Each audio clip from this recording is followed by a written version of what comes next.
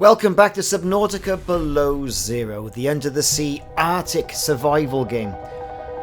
Splattered in story.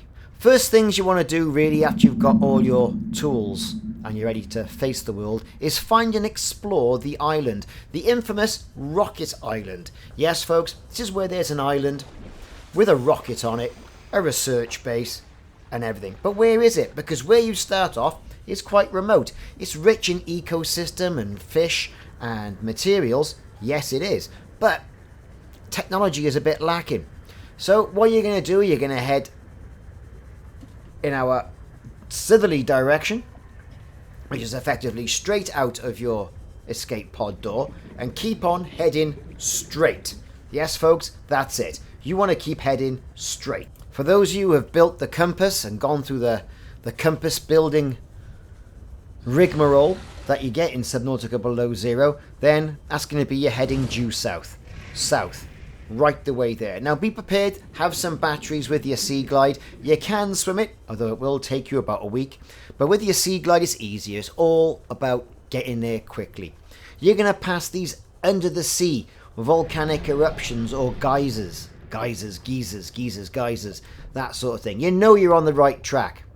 There's going to be loads of materials around there that are going to try and tempt you off your path of finding Rocket Island. However, try not to get too waylaid by the shiny and colourful things that Subnautica Below Zero puts in front of you. Yes, there's going to be materials and also these massive shark type creatures that are going to try and bite you. And before long, you're going to come directly across it. So directly straight out of your escape pod, keep on heading. You'll get an update about your PDA saying repair the nearby communications tower, and that will get you access to the Vesper. I'm planting a beacon because it's easy, right? And then from that beacon, and once I've named it, aptly, the island, although I should have called it the Rocket Island, you can turn around and see that you're about 990 meters away from, 605 meters away from your pod, your escape pod. Lots of interesting deep dark holes here as well, which are really good. Look, magnetite. Whoa, what a good source for that. Loads of things around this island. Sea truck fragments. They're everywhere. But here you're going to find a great source of sulfur. You've got a little jetty, which is always nice and handy for parking a sea truck when you finally unlock it. You're going to find sulfur. You're going to find equipment like the mineral scanner or mineral detector. You're going to find a research base so you can start scanning things like the multipurpose room and chairs and tables and all these things that you need to start making a rudimentary base and making your life, now you're stranded on this island, as it is, a little bit easier. But now you're out of the water, you're going to start to get sort of exposed to things like the weather. As you can see, I'm right in the middle of a blizzard here as well. And you've got to be warned that, you can get too cold. You can hear your heartbeat dropping as well when it gets frosty. And you've got to try and find some sort of source of warmth or food. Now, fortunately, the islands provides all of this. You want to be heading into the caves. And you can see we've got a nice plant over there on the left-hand side. And on the right-hand side, we've got one of those warmth lilies, or thermal lily. Scan that. There you go, indigenous life form, thermal lily. But on this side here, the heat fruit, eating these, right, keeps you nice and warm. Some sort of glowing pepper type of affair. Can't wait to get an outside grow box where I can start growing those in earnest. So I don't want to take too many of them, but I'll take one or two, and then I'll head on my quest back up through the island, hitting chunks of materials as I go. Lots of caves, lots of little avenues off to try and distract you. Lots of crystalline sulfur can be found on the island as well. So always worthwhile getting a good stock of that. And see my video on crystalline sulfur for this. It's on the channel and it goes into all the places where you can find crystalline sulfur in a lot of detail. Travel up these little paths. Keep on heading upwards. There's going to be more caves to go into. These thermal lilies are going to turn and twist and start to warm you up, which I think is a great little touch. And it shows, how the developers have thought about the indigenous life forms that are going to be on this planet. Lots of things you can't scan, lots of things you are going to be able to. But getting to the peak, or almost to the peak, you're going to be thrilled to know you can start building parts of a base, because there's base parts there you can scan. Now in my other videos we've already built the scanner room as well, and I've got some tubes connecting that and some hatches for a rudimentary base where I can store materials and start scanning for things. But also here, the multi-purpose room is exactly what it is. It can be used for a multitude of purposes, therefore it is multi-purpose. So we're heading on to the top now. There you go, you can see the brief glimpse of a base. Up to your right you're going to have the rocket crate outside there with a prefab or habitat builder tool, so you can take that should you want to if you haven't unlocked that already, but I've got a video on how to unlock that as well.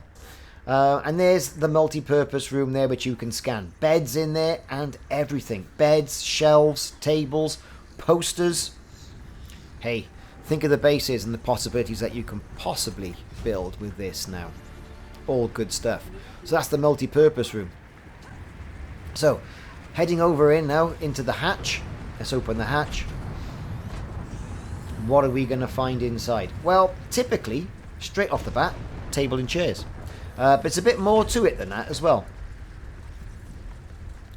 When using the bed in Subnautica and sleeping, it resets from nighttime to daytime. We've got a jukebox fragment there that gives you the jukebox blueprint to scan. You've got a locker, scan that as well, so you can start building those. Unfortunately you can't use the Fabricator. None of these things you can use.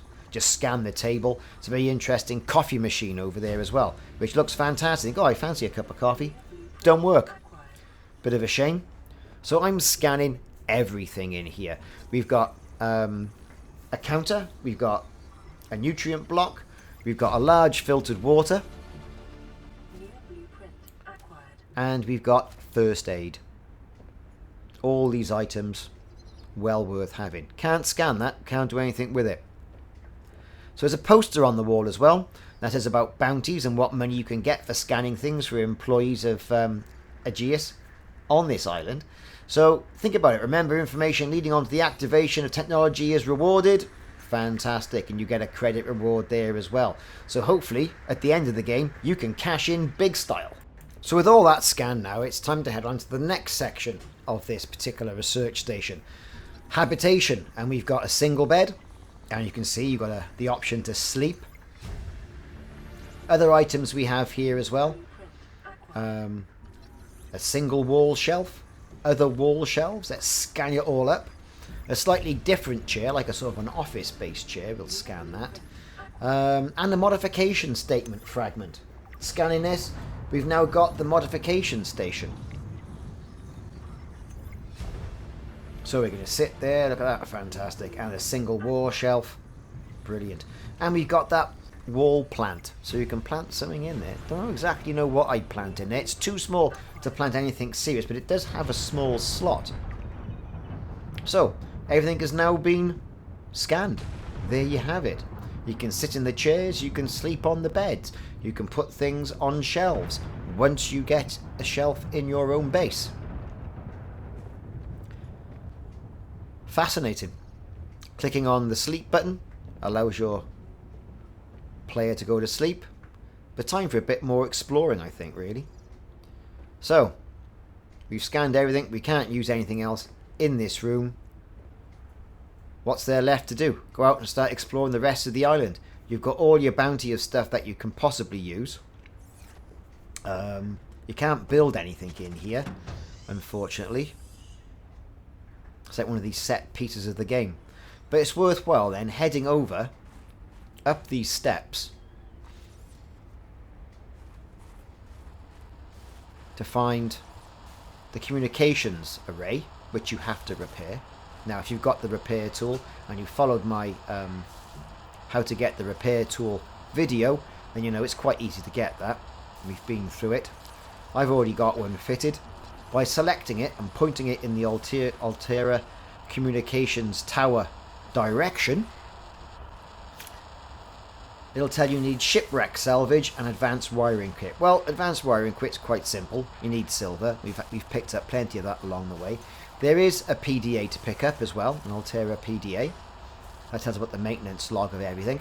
And there is, as you can see, once that PDA screen goes, the platform for a rocket. That once you get communications, Sam will send down from the Vespa for you. Now, obviously you can't communicate yet, because the communications array is in absolute pieces. So, as a result of that, what are you going to do? Got to fix that array some way.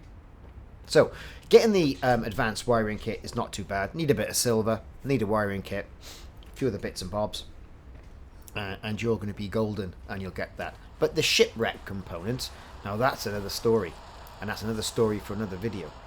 So we'll come back to that in a future video, if that's okay. So we've scanned everything, we've looked at everything, now it's time to carry on exploring. Now turning around from the main research base and heading down the left path, you're going to find another building you can scan, the observatory, a big glass dome-like structure. You can't go in it here, you can just scan it. Unfortunately, that's all you got left to do. And that basically is what's on the island. Also, you're also going to find a mineral detector there as well. But on the island, that is effectively it.